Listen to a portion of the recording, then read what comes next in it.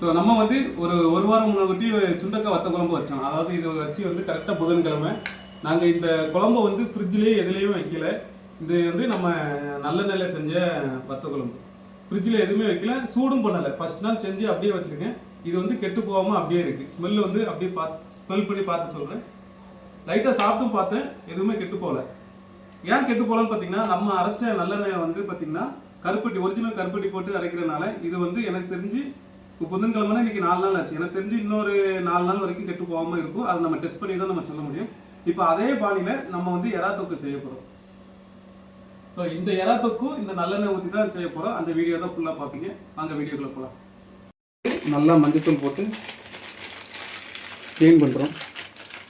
இந்த மஞ்சத்தூளும் கல்லுப்பு போட்டாலே நம்ம எறா வந்து நல்லா க்ளீன் ஆகிடும். நம்ம வந்து எறா தொக்கு செய்கிறதுக்கு நல்லெண்ணெயில் செய்ய போகிறோம். அதுக்கு வெங்காயம்லாம் வெட்டி வச்சாச்சு. சட்டியில் அப்படியே நம்ம நல்லெண்ணெய் ஊற்றுறோம்.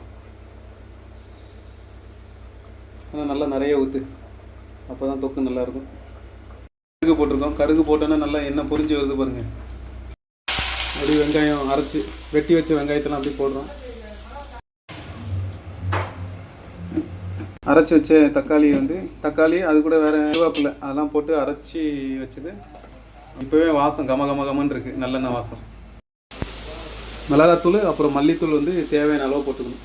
நல்லா எண்ணெய் நல்லா பொரிஞ்சு வந்துட்டு பார்த்தீங்களா, இந்த டைமில் மிளகாத்தூள் நம்ம ஆட் பண்ணிக்கணும். கருவேப்பிலை, கொத்தமல்லி எல்லாம், அப்புறம் சின்ன வெங்காயம். இது வந்து கொஞ்சம் ஃப்ளேவர் கொஞ்சம் நல்லா சூப்பராக இருக்கும் எறா தொக்குக்கு. நீங்களும் ட்ரை பண்ணி பாருங்கள், நல்லாயிருக்கும். க்ளீன் பண்ணி வச்ச எறா வந்து இப்போ அப்படியே நம்ம தொக்கில் போட போகிறோம். தொக்குக்கு தேவையான அளவு மிளகாத்தூள், தேவையான அளவு உப்பு எல்லாம் போட்டாச்சு. பக்கத்தில் வந்து எறா வந்து நல்லெண்ணெயில் பொரிஞ்சிட்ருக்கு. இன்றைக்கி சண்டே சமையல் ஒரு பிடி பிடிச்சிட வேண்டியதான். நல்லா வதக்கியாச்சு, மசாலா பிடிக்கிற மாதிரி வதக்கியாச்சு எறாவை. நம்ம அப்படியே ஒரு 10 நிமிஷம் மூடிட்டு அப்படியே ஆஃப் பண்ணிட வேண்டியதான். கழிச்சு ஓப்பன் பண்ணுறோம். எப்படி பொரிஞ்சு வருது பார்த்தீங்களா, நம்ம நல்லெண்ணெயோட ஃப்ளேவரும்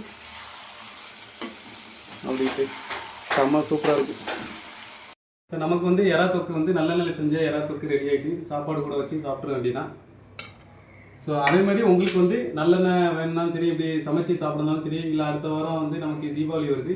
தீபாவளிக்கு உடம்புல ரொம்ப சூடு இருந்துச்சுன்னா நல்லெண்ணெய் தேய்ச்சி குளித்தா வந்து உங்களுக்கு வந்து உடம்பு நல்லா குளிர்ச்சியாகும். ஸோ அப்படி இல்லைனாலும் உங்களுக்கு வந்து டெய்லி காலையில் ஒரு ஸ்பூன், இல்லை வாய் கொப்பளிக்கிறனாலும் சரி, இல்லை ஒரு ஸ்பூன் டெய்லி காலையில் ஊற்றினாலும் சரி, உடம்பு குளிர்ச்சியாகவும் இருக்கும். அப்புறம் வந்து எலும்புக்குலாம் நல்லா ஸ்ட்ராங்காக இருக்குங்க. ஏன்னா நம்ம கலப்படம் எதுவுமே பண்ணல. இந்த எண்ணெயில் வந்து செய்கிறது பலகாரங்களாக இருந்தாலும் சரி, சாப்பாடாக இருந்தாலும் சரி, அவசியம் கெட்டும் போகாது. அதுக்கு நான் கேரண்டி கொடுக்குறேன். அடுத்த வீடியோ சந்திப்போம். பாய்.